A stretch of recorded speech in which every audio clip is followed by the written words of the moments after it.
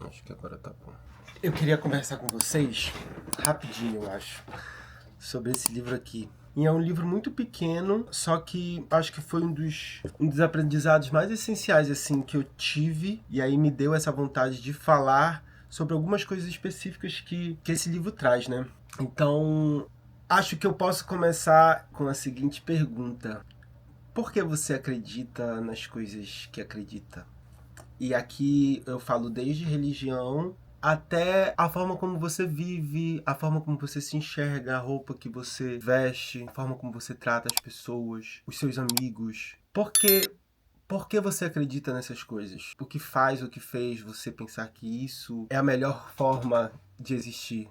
Por que você acredita nessas coisas que acredita? E aí eu te faço mais outra pergunta. E se você, ao invés da cidade que você tivesse nascido, se você que mora no sul fosse morar pro norte, será que você acreditaria em coisas diferentes na sua vida? Se ao invés, então, de outro estado, você tivesse nascido em outro país, será que você também acreditaria nessas mesmas coisas? Me veio agora na cabeça um trecho da Clarice.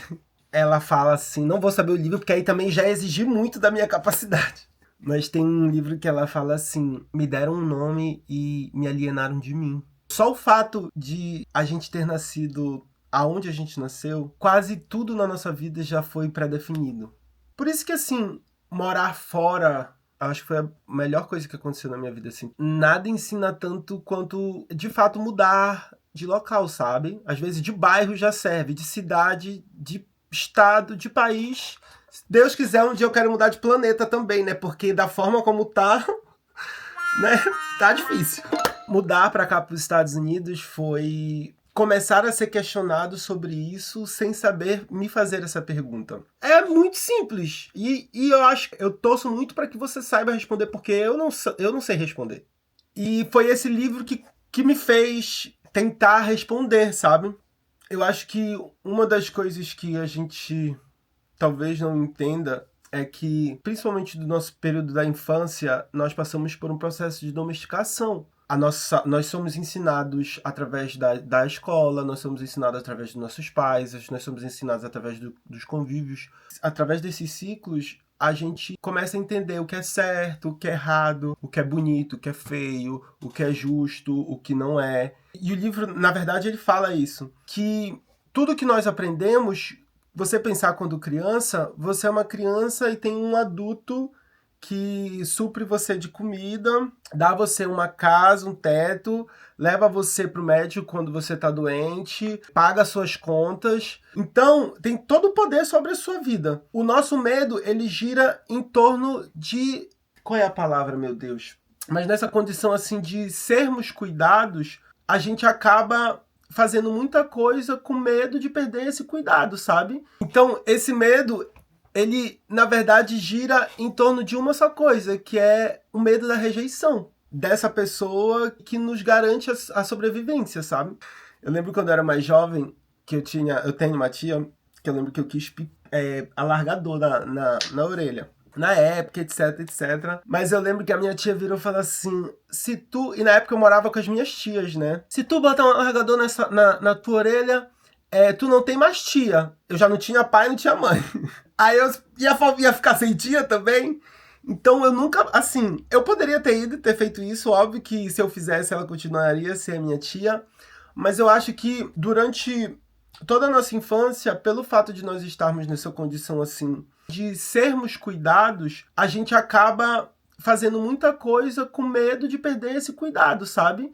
De ser rejeitado porque a nossa sobrevivência depende desse grupo. Nós vamos cumprindo esses acordos que são silenciosos, sabe? E que mais adiante, quando a gente vê, a gente só tá fazendo aquilo porque a gente nasceu onde a gente nasceu. Quando você pensa isso, é libertador, assim. Porque se você pensar, quando eu penso que se eu tivesse nascido em outro país ou em outro lugar, eu poderia ter sido qualquer outra pessoa. Então por que eu preciso ser essa pessoa que eu estou sendo agora, sabe? Que não tô... Eu amo a minha pessoa.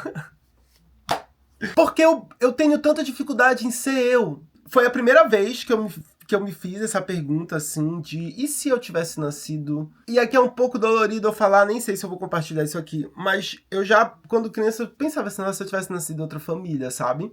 E eu nunca me vi nessa oportunidade de ser diferente, porque quando eu pensava em outra família, eu pensava em alguém próximo, e eu via que todo mundo obedecia a mesma regra. A gente tá sofrendo por uma coisa que talvez se a gente tivesse nascido em outro país, a gente não ia nem ligar.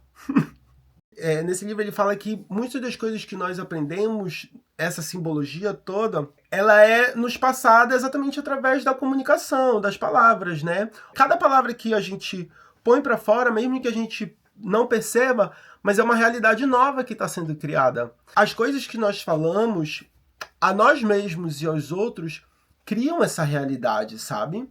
Eu já aceitei muita coisa sobre mim, sabe? E hoje eu não aceito mais. Hoje eu quero criar essa outra realidade para mim que eu nunca experimentei. Porque nunca me disseram que era possível, pelo contrário. Eu lembro na época do vestibular, para todo paraense que sabe a importância que é ouvir a marchinha de vestibular do Pinduca. E aí eu lembro que a minha tia virou pra mim assim e falou que se um dia eu passasse, ao invés de pôr a marchinha pra tocar numa rádio, no som, que ia pôr no trio elétrico. E eu acreditei, sabe? E quando eu não passei, foi exatamente esse conforto, assim, pra mim. Porque eu esperava aquilo, porque eu acreditava realmente que era verdade aquilo que a minha tia tinha dito pra mim. Quando você acredita em algo que alguém falou sem se questionar, você dá poder sobre a sua vida, sabe? Agora que eu tenho a noção desses acordos, eu tenho realmente a opção de cumpri-los ou não.